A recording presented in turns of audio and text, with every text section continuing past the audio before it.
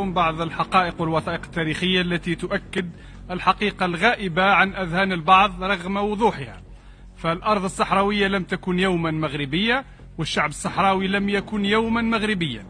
ودعونا نرجع إلى العام 1956 لم يوقع وزير الخارجية المغربي أحمد بن فرج نيابة على الملك محمد الخامس آنذاك معاهدة 28 ماي التي تعترف بحدود المغرب دون أي اعتراض أو تحفظ.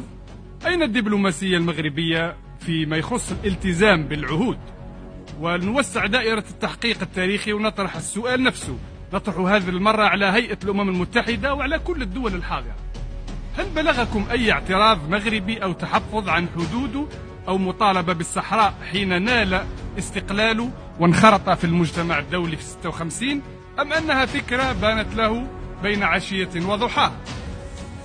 سيدات والسادة، الوثائق